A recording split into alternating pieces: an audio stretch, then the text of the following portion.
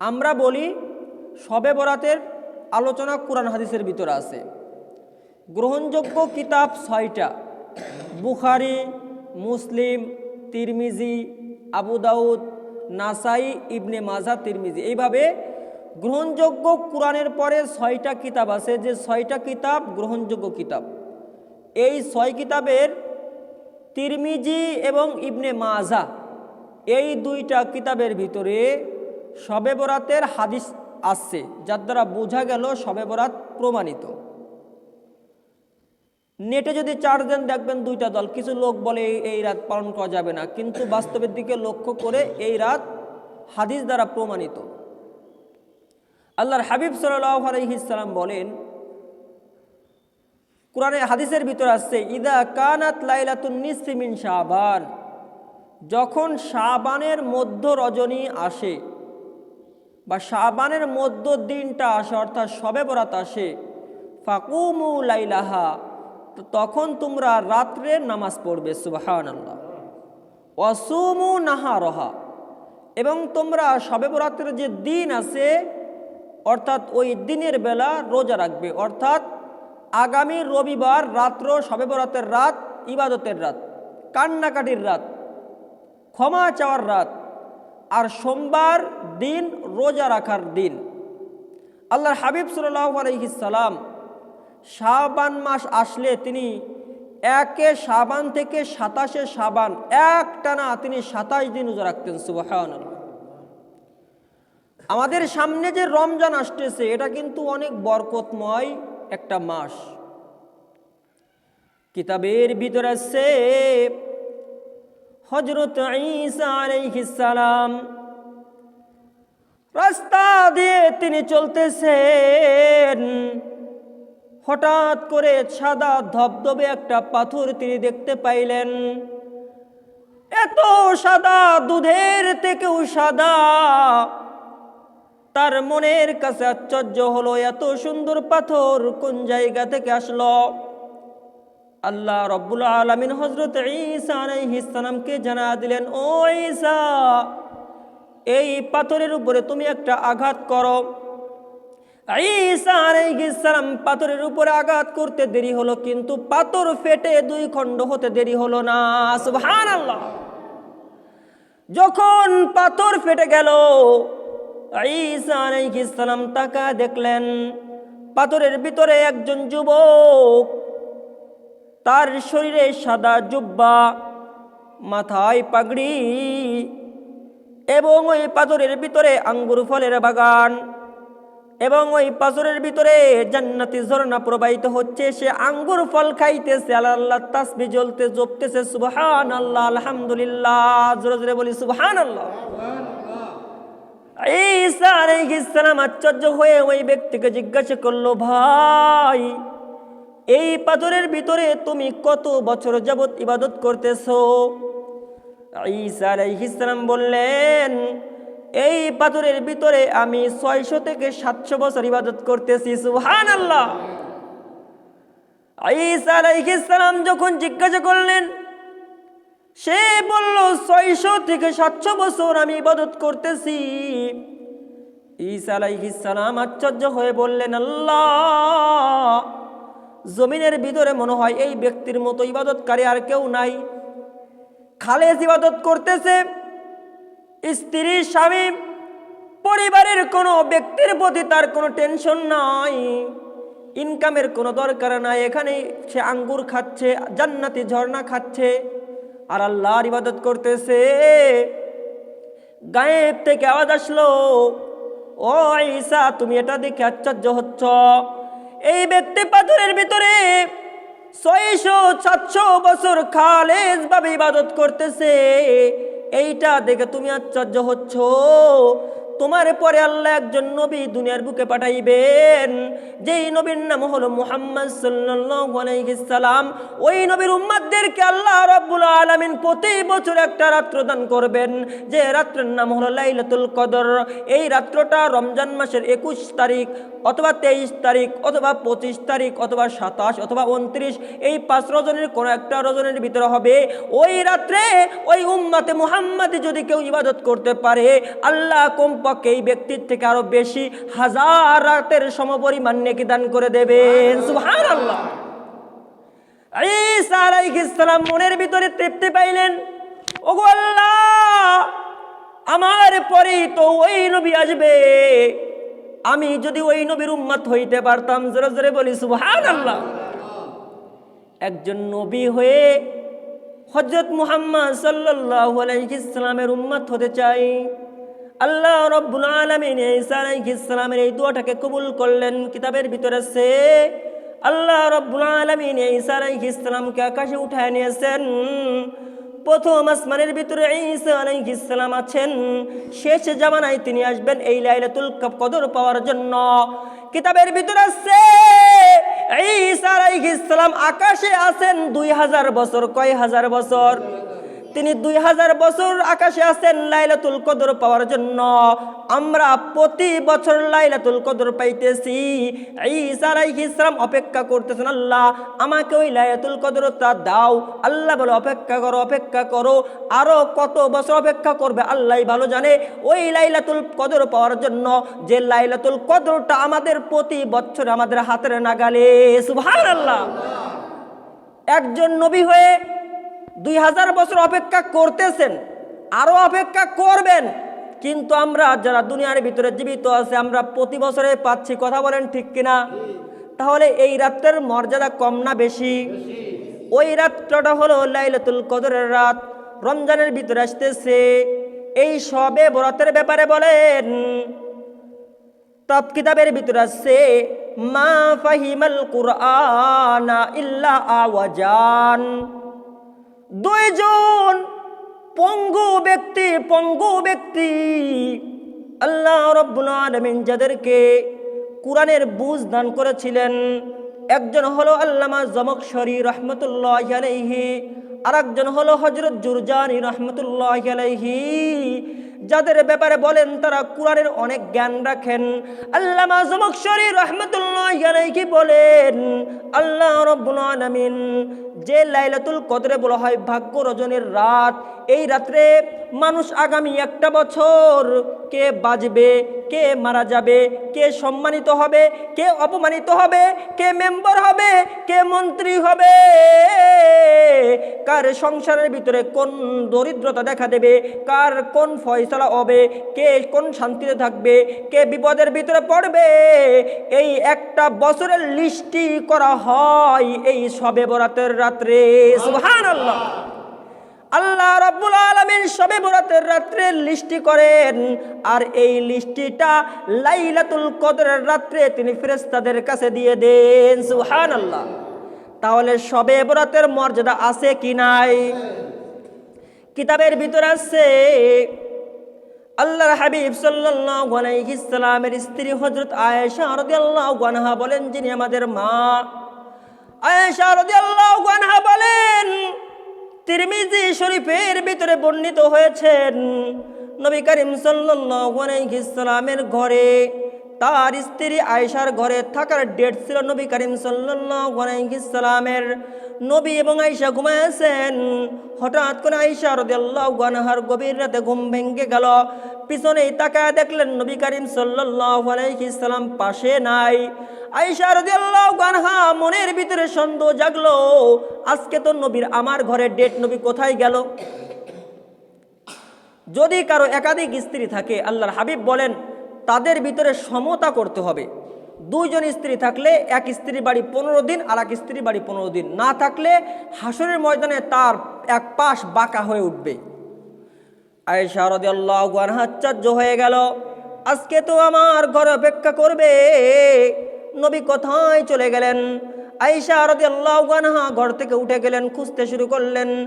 তিনি খুঁজতে খুঁজতে দেখলেন মসজিদে নববীর পাশে যেখানে সাহাবে কেরাম ঘুমাচ্ছেন, নবী করিম সাল্লাল্লাহু আলাইহি সাল্লাম ওই জায়গায় গিয়ে তিনি সেজদার ভিতরে পড়ে আছেন। সুবহানাল্লাহ। আরেকটা রিওয়ায়াতে আছেন নবী ঘরের ভিতরে সেজদার ভিতরে পড়ে আছেন, গভীর সেজদা। আয়েশা রাদিয়াল্লাহু আনহা আশ্চর্য হয়ে গেল, নবী কি ইন্তেকাল করছেন? তিনি নবী করিম সাল্লাল্লাহু আলাইহি সাল্লামের পায়ে তিনি হাত দিয়ে তিনি ডাক দিলেন, সুসুর দিলেন। নবী করিম সাল্লাল্লাহু আলাইহি সাল্লাম সালাম ফিরাইলেন। ফেরানোর পরে বললেন, ওগো আয়েশা, তুমি কি মনে করছো আমি তোমার হক নষ্ট করতেছি? আল্লাহ এবং তার হাবিব কখনো মানুষের হক নষ্ট করার জন্য আসে নাই, নবী তো হক প্রতিষ্ঠা করার জন্য আসছে। কথা বলেন ঠিক কিনা? নবী করিম সাল্লাল্লাহু আলাইহি সাল্লাম যদি চাইতেন, কিতাবের ভিতরে আছে উহুদ পাহাড়কে নবী আল্লাহ স্বর্ণ বানায় দিতেন, কিন্তু নবী কি নিয়েছেন? নবী করিম সাল্লাল্লাহু আলাইহি সাল্লাম তিনি দুনিয়ার ভিতরে শান্তি প্রতিষ্ঠা করার জন্য আসছেন। নবী করিম সাল্লাল্লাহু আলাইহি সাল্লাম বললেন, ওগো আয়েশা, আমি সেজদার ভিতরে ছিলাম, জিবরাইল আলাইহিস সালাম আমাকে জানায় দিয়েছেন আজকে যে রাতটা আছে এই রাতের নাম হলো লাইলাতুল কলাইল, শবে বরাতের রাত। এই শবে বরাতের রাতের ভিতরে গনাম একটা এলাকা আছে, ওই এলাকার ভিতরে প্রচুর লক্ষ লক্ষ উট ছাগল আছে। এই উট ছাগলের গায়ে লক্ষ লক্ষ কোটি কোটি কোটি কোটি লোম থাকে কি থাকে না? একটা ছাগলের লোম গুনে কেউ শেষ করতে পারবেন?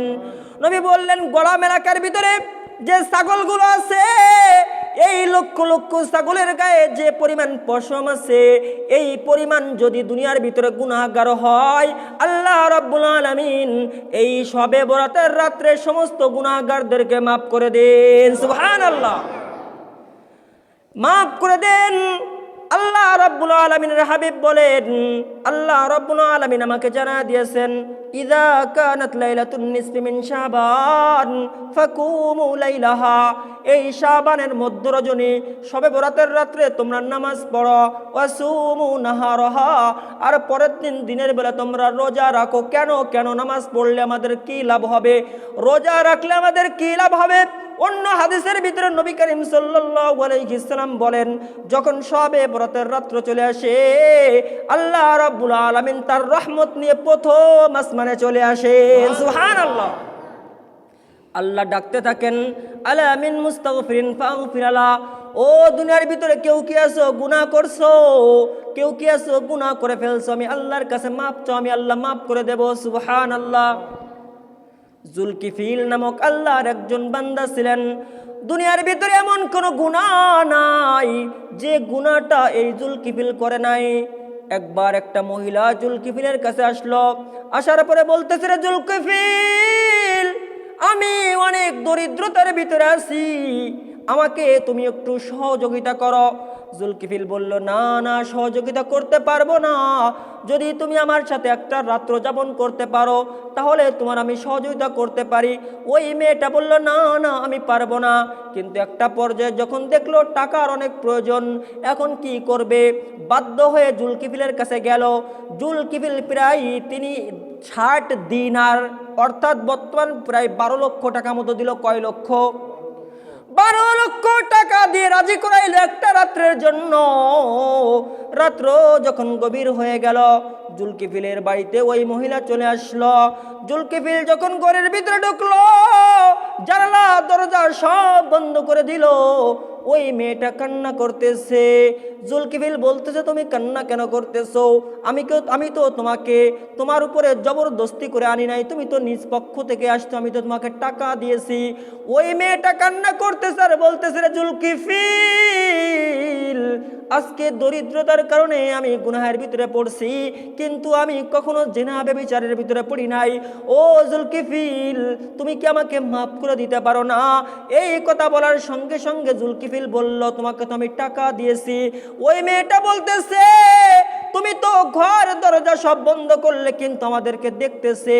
তখন জুলকিফিল বলতেছে, সব তো বন্ধ করলাম, কে দেখতেছে? তখন ওই মেয়েটা বলতেছে, সবকিছু যদি তুমি বন্ধ করো, কিন্তু আল্লাহ রাব্বুল আলামিন আছেন যিনি আমাদের দিকে তাকায় আছেন। আল্লাহু আকবার। ও জুলকিফিল, আল্লাহর রাস্তে কি তুমি আমাকে মাফ করে দিতে পারো না? জুলকিফিলের মনের ভিতরে পরিবর্তন হয়ে গেল।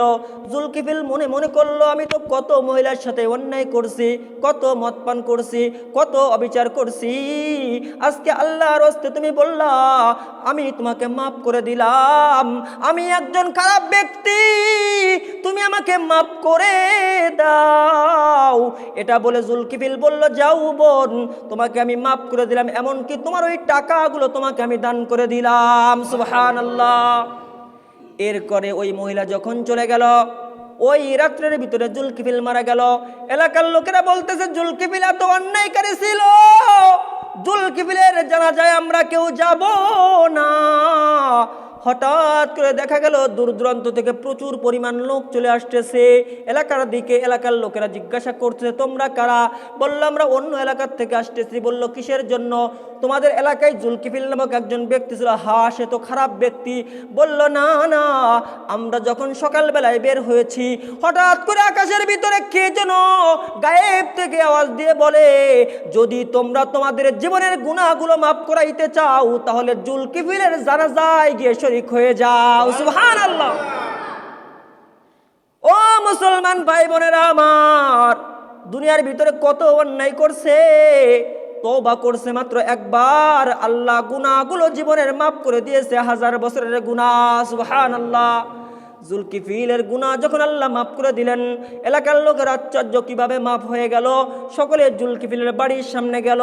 যাওয়ার পরে যখন জুলকিফিলের গেটের দিকে তাকাইলো, দেখলো স্বর্ণালী অক্ষরে লেখা আছে, ইন্নাল্লাহা কদ গফারা লিল কিফলি, নিশ্চয় আল্লাহ রাব্বুল আলামিন জুলকিফিলকে মাফ করে দিয়েছেন। সুবহানাল্লাহ।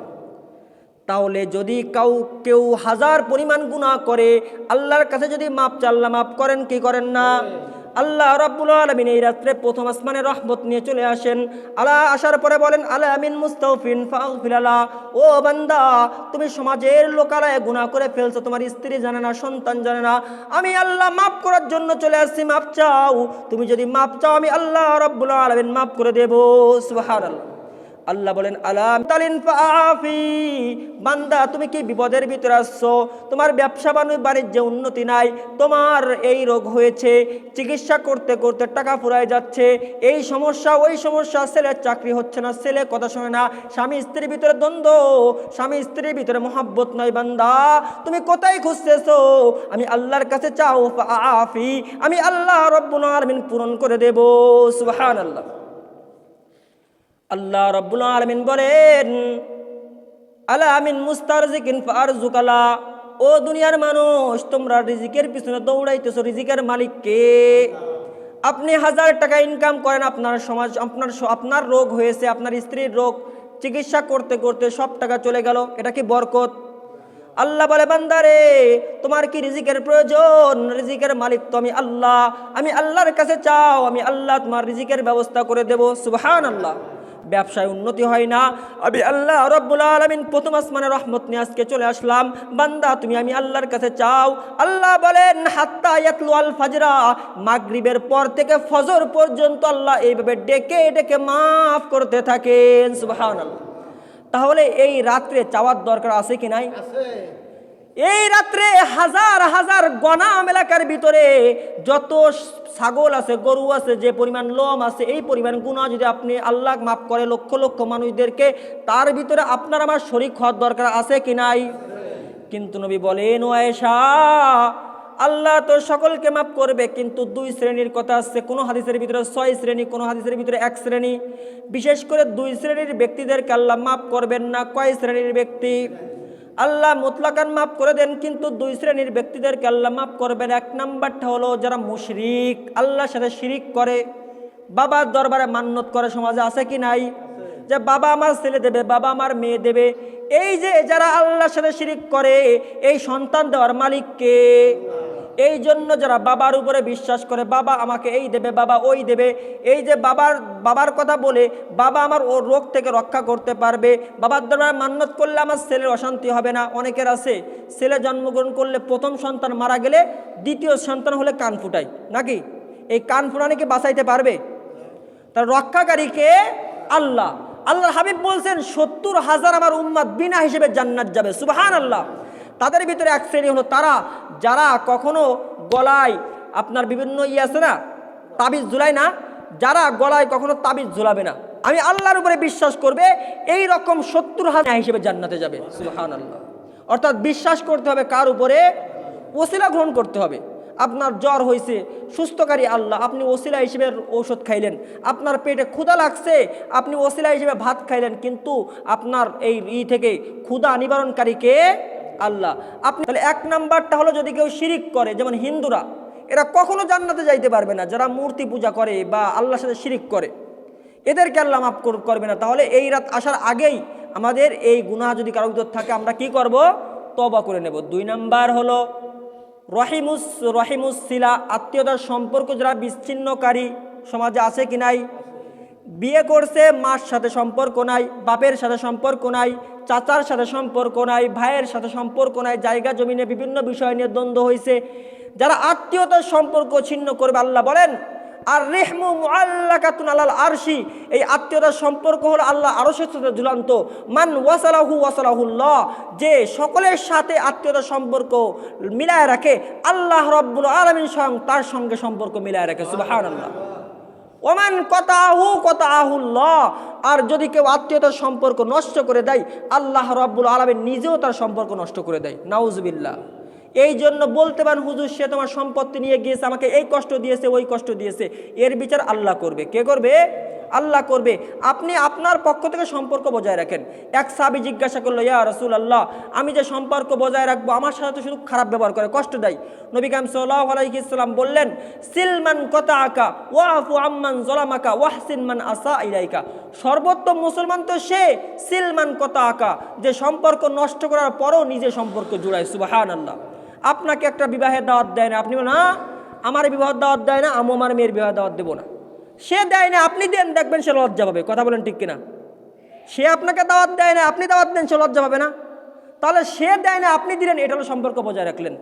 ওয়াহসিন মান আসা ইলাইকা, তোমার সাথে খারাপ ব্যবহার করছে, তুমি একদিন ঋণ চাইতে গেছো, সে ঋণ দেয় নাই, আজকে তোমার সম্পত্তি সে তোমার কাছে আসছে, তুমি তাকে সহযোগিতা করো, তাহলে কে খুশি হবে? আপনি এটা দিবেন আল্লাহর জন্য। কার জন্য? সে আপনার সাথে খারাপ ব্যবহার করুক। তাহলে সম্পর্ক যদি কারণ নষ্ট থাকে, বাপের সাথে সম্পর্ক, মার সাথে সম্পর্ক, ভাইয়ের সাথে সম্পর্ক, এগুলো কি করে ফেলতে হবে? মিটাই ফেলতে হবে। কমপক্ষে আপনি তাকে সালাম দেন, দেখালে দু একটা কথা বলেন, আপনার তার সাথে মিলে থাকার দরকার নাই। সম্পর্ক বিচ্ছিন্ন করা যাবে না। নবী কারীম সাল্লাল্লাহু আলাইহি ওয়াসাল্লাম বলেন যে ওই ব্যক্তি আমি নবীর উম্মত না, আইয়াহাজুরা আখাউ ফাউকা সালাসিল আয়াল, যদি 3 দিন তার ভাইয়ের সাথে সম্পর্ক বিচ্ছিন্ন করে দেয়, কমপক্ষে কয়দিন থাকে? 3 দিন। 3 দিন পর্যন্ত তার রাগ হতেই পারে। আল্লাহ বোঝেন না মানুষের অন্তরে রাগ আছে? আল্লাহ বলেন যে 3 দিন সম্পর্ক তুমি রাগ করে থাকতে পারবে, এরপরে 4র্থ দিন যদি বিচ্ছিন্ন করে থাকো, আমি নবী বলবো যে সে আমার উম্মত না। তাহলে এই 2 প্রকার যাদের ভিতরে আছে, আমরা এই রাত্র আসার আগে কি করে ফেলবো? মিটায় ফেলবো। তাহলে আশা করা যায় যে লক্ষ লক্ষ মানুষদেরকে আল্লাহ মাফ করে দেবেন, তাদের ভিতরে আমরাও শরীক হব। সুবহানাল্লাহ। এখন এই রাত্রের আমল, এই রাত্রের বিশেষ একটা কাজ আমাদের সমাজে বলা হয় হালুয়া রুটি, নাকি? হালুয়া রুটির ভিত্তি কি? এখন হালুয়া রুটির যে বিষয়টা, নবী করিম সাল্লাল্লাহু, হালুয়া রুটি কোন জায়গা থেকে আসছে? অনেকে বলে নবী করিম সাল্লাল্লাহু আলাইহি সাল্লাম উহুদের ময়দানে দান মুবারক শহীদ হয়েছিল, নাকি? এখন নবী করিম সাল্লাল্লাহু আলাইহি সাল্লাম শক্ত খাবার খেতে পারতেন না, গোস্ত এগুলো দাঁত যেহেতু নাই, খাইতে কষ্ট হবে না, এখন এই জন্য হালুয়া খাইছিলেন। এখন আমার কথা হলো, এই যে হালুয়া যে নবী খাইছিলেন, কি খাইছিলেন? হালুয়া। এই যে যুদ্ধটা কি শাবান মাসে হয়েছিল? অন্য মাসে হয়েছে। তাহলে এই রাতে ওই খাবারের কোনো যুক্তি আছে? কথা বলেন। আর একটা বিষয় দেখেন, নবীর নাই দাঁত নাই, এই জন্য নবী হালুয়া রুটি খাইছে, মানলাম। এখন আপনার আমার দাঁত আছে, আমরা যে হালুয়া রুটি খাই, তাহলে বিষয়টা কেমন হয়ে গেল না? আপনার বাপরে একজন পা মেরে পা খুঁড়া করে দিয়েছে, এখন সে লাঠি একটা নিয়ে খুঁড়াই করে হাঁটতেছে। আপনি বাপের মোহাব্বতে মোটামুটি গিয়ে আপনার ভালো পা বাপের সামনে লাঠি একটা নিয়ে খুঁড়াই করে হাঁটতেছেন, তাহলে বাপ কি আপনারা সম্মান জানাবেন? লাঠি দেখে মারতে যাবে? কথা বলেন। এখন নবী করিম সাল্লাল্লাহু আলাইহি সাল্লামের দাঁত শহীদ হয়ে গেছে, হালুয়া রুটি খাইছে, আপনার আমার তো মুখে দাঁত আছে, তাহলে দাঁত দিয়ে যদি হালুয়া রুটি খায়, এটা কি সম্মান হয়? হালুয়া রুটি খাওয়া না জেজ বলতেছে না, কিন্তু এই দিন উপলক্ষে ভিত্তি নেয়। কারণ নবী করিম সাল্লাল্লাহু আলাইহি সাল্লামের যে উহুদের যুদ্ধটা, এটা শাবান মাসে হয় নাই, এটা অন্য মাসে হয়েছে। কোন মাসে হয়েছে? অন্য মাসে হয়েছে। তাহলে ওই কাজটাকে এখানে কেন আনা হয়? কথা বুঝতেছেন আপনারা? আর একটা সমস্যা কি, মহিলারা সারা দিন ধরে হালুয়া রুটি বানাইতে বানাইতে বানাইতে বানাইতে বিকেলবেলা ক্লান্ত হয়ে যাবে। ক্লান্ত হয়ে যখন আবার একটা নিয়ম আছে যে এই রাত্রে গোসল করা মুস্তাহাব, এখন যখন গোসলটা করবে সারা রাত্রে আর কিন্তু ইবাদত করতে ভালো লাগবে না, ঘুমায় পড়বে। তাহলে এই যে মা বোনরা সারা দিন কষ্ট করলো, করে যখন ইবাদত করার সময় ওই সময় ঘুমায় পড়লো, তাহলে এই রাত কি সেই ইবাদতে কাটাতে পারলো? এখন ঠিক আছে, আমার কথা হলো যদি খাইতে চান পরের দিন খান, কথা বুঝেন নাই? হালুয়াটা যদি খাইতে মনে চাই তাহলে এই রাত্রে নষ্ট করার তো দরকার নেই। আপনি সারাদিন মাঠে কাটছেন, রাত্রেবেলা কি ইবাদত করতে ভালো লাগবে? সারাদিন মা বোনরা রুটি বানাইতে বানাইতে সন্ধ্যা হয়ে গেল, এখন সন্ধ্যার দিক তো ক্লান্ত আসছে না, এখন যে ইবাদত করার দরকার ইবাদত করতে পারবে? আবার অনেকে মসজিদে হালুয়া রুটি নিয়ে বিভিন্ন অনেক সময় অনেক সমস্যা হয়। অনেক সময় কী হয়, এক ব্যাগ একটা ঘটনা শুনছিলাম যে এক ব্যাগ এক মসজিদের ভিতরে হালুয়া রুটি আনছে, এখন হালুয়া রুটি দেওয়া হয়েছে একজনের ভাগে কম পড়ে গেছে। এখন সে বলছে কানছি আমি বেশি আর হালুয়া আমার কম দিলাম। কান্না করছে কি হালুয়া রুটির জন্য না আল্লাহর জন্য? আল্লাহর জন্য। তাহলে আপনারা হালুয়া রুটি যে খাইতেও চান পরের দিন খান বা অন্য সময় খান, কথা বুঝতেছেন আপনারা? কিন্তু এই দিন উপলক্ষে এর কোনো কি নাই, ভিত্তি নাই যে এই দিনেই খাইতে হবে। কারণ নবী কারীম সাল্লাল্লাহু আলাইহি সাল্লাম তার দান মুবারক শহীদ হয়েছিল অন্য মাসে, এই জন্য নবী কারীম সাল্লাল্লাহু আলাইহি সাল্লাম বলে আপনারা এটা মেনেও নেন। তাহলে এটা কোন মাসে হয়েছে? অন্য মাসে। তাহলে এই দিনের উপরে কোনো ভিত্তি আছে? এখন এই দিনের কাজ হলো এই রাত্রটা হলো আল্লাহর কাছে মাপ চাওয়ার রাত, যে লক্ষ লক্ষ মানুষদেরকে আল্লাহ মাফ করবে, আমার এই সমস্ত গুনাহ থেকে মুক্ত হয়ে যেতে করে আমিও মাপের কি হই, ভাগিদার হই। এই জন্য এই রাতে বেশি বেশি কি করতে হবে, ইবাদত করতে হবে। আর একটা বিষয় হলো, যেহেতু আল্লামা জমখশরী রহমতুল্লাহি আলাইহি তিনি ব্যাখ্যা করছেন যে লাইলাতুল কদর তো ভাগ্যের রাত, ওখান তো আল্লাহ ফেরেশতাদের কাছে পেশ করেন, কিন্তু লিস্টিটও করেন এই রাত্রে। এই রাত্রে কি করেন? লিস্টি করেন। তাহলে এই রাত্রটা আমার ইবাদত করে কাটানোর দরকার আছে না? যদি আমি আল্লাহকে খুশি করতে পারি তাহলে আল্লাহ আমার একটা বছর জীবিত থাকা, আল্লাহ আমার একটা বছরের শান্তি, সম্মান, সুস্থতা, এরপরে ব্যবসা বাণিজ্য উন্নতি, এগুলোর মালিক কে? আল্লাহ। আপনি যদি আল্লাহর কাছে চেয়ে নিতে পারেন, আল্লাহ হতে পারে আপনার একটা বছরের সব বিষয়গুলো ভালো করে লিখে দিতে পারে না? আপনার হয়তো মৃত্যুর ডেট চলে আসছে, আল্লাহ বাড়াই দিতে পারে কি পারে না? তাহলে এই রাত্রে আমরা যতটুকু পারি বেশি ইবাদত করব। বিশেষ করে আমরা শেষ রাত্রে যেটা আছে, যেহেতু রোজা রাখতে হবে পরের দিন, নাকি রাত তো আগে চলে আসতেছে, তাহলে যেহেতু রোজা রাখতে হয় তাহলে রোজা তো আজানের আগে উঠে খাইতে হয়। ওই সময়ে তাহাজ্জুদের নামাজ পড়তে হবে। কোন নামাজ? তাহাজ্জুদের নামাজ আল্লাহর কাছে কিন্তু অনেক প্রিয়, কারণ ওই সময়ে পৃথিবীর ভিতরে কেউ আল্লাহর ওলি হয়েছে কিন্তু তাহাজ্জুদের নামাজ পড়া নাই এমন কোনো নজির নাই। ওই সময় আল্লাহর ওলিরা কান্না করতেছে, আপনি যদি ওই সময় উঠে তাহাজ্জুদের নামাজ পড়ে দোয়া করতে পারেন তাহলে আল্লাহ খুশি হবে না? ওই সময় এমন কিছু লোকরা উঠে যারা আল্লাহর জন্যই ওঠে। ঈশার নামাজ তো মানুষ এমনি পড়তে আসে, জোহরের নামাজ মানুষ এমনি পড়তে আসে, কিন্তু ওই সময় বিশেষ করে যারা নামাজ পড়ে আপনি মনে করেন যে আপনি উঠতে পারেন, তাহলে আপনি তাদের কাতারে শামিল হয়েছেন, সুবহানাল্লাহ। তাহলে যেহেতু সেহরি খাইতে হবে, এখন এই রোজার বিষয়টা হলো নফল রোজা। কি রোজা? যদি কেউ রাখে তাহলে নিয়ে কি পাবে? সে সৌভাগ্যবান হলো, কিন্তু কেউ রাখলো না তার উপরে জবরদস্তি করা যাবে না। নফল ইবাদতে জবরদস্তি করা যাবে? এই রাত্রে যদি কেউ 4 রাকাত পড়ে 8 রাকাত পড়ে, যার যেটা নিয়ম, এই নামাজের কোনো নিয়ম নাই। এই নামাজের কি নাই? নিয়ম নাই। আপনি যেমন পারেন সেরকম নামাজ পড়েন। আপনি 4 রাকাত হলে পড়েন, 8 রাকাত পড়লে পড়েন, আবার শেষ রাত্রে পড়লে পড়েন, অর্থাৎ নামাজের কোনো নির্দিষ্ট নিয়ম নাই। আপনি এসে ইবাদত করেন। বিশেষ করে যেহেতু একটা রওয়ায়াত পাওয়া যায় নবী কারীম সাল্লাল্লাহু আলাইহি ওয়াসাল্লাম গোরস্থানে গিয়ে কী করছেন, ওখানে গিয়ে জিয়ারত করছেন। আপনারা বাপ মার জন্য দোয়া করতে পারেন। কি করতে পারেন? দোয়া করতে পারেন যাদের বাপ মা চলে গিয়েছে। আর বিশেষ করে আমাদের যাদের ভিতরে এই স্বভাবগুলো আছে, 2টা অন্যের কথা বলা হয়েছে। কয়টা? 2টা। একটা কি? শিরিক থেকে তওবা করতে হবে। আর 2 নাম্বার কি? আত্মীয়তার সম্পর্ক, আমার চাচার সাথে, আমার খালুর সাথে, বা আমার মার সাথে, বা আমার ফুফুর সাথে, এই জাতীয় যাদের সাথে সম্পর্ক নষ্ট হয়ে গিয়েছে, এই 2 দিনের ভিতরে আমরা কি করে নেব? সব সম্পর্কগুলো আবার চূড়ায় ফেলবো। তাদের কাছে ফোন দিয়ে কি করে নেব? কথা বলবে। এখন তো আসল সম্পর্ক বাদ দিয়ে দূরের সম্পর্কেতে সম্পর্ক বেশি। ফেসবুক হয়ে গেছে, বন্ধু আর বন্ধু হাজার হাজার, কিন্তু আসল সম্পর্কের খোঁজ নাই। কথা ঠিক কিনা বলেন? এখন যেহেতু আমাদের এই সময়টা চলে আসছে, যাদের উপরে রাগ আছে আমরা সকলের সাথে সম্পর্ক জুড়ে দেব। আল্লাহ আমাদের সকলের সাথে সম্পর্ক জুড়ে নিয়ে এই রাত্রে ইবাদত করার তৌফিক দান করুন, এবং আগামী সোমবারে রোজা রাখার তৌফিক দান করুন। আর কি করার কোনো প্রশ্ন আছে?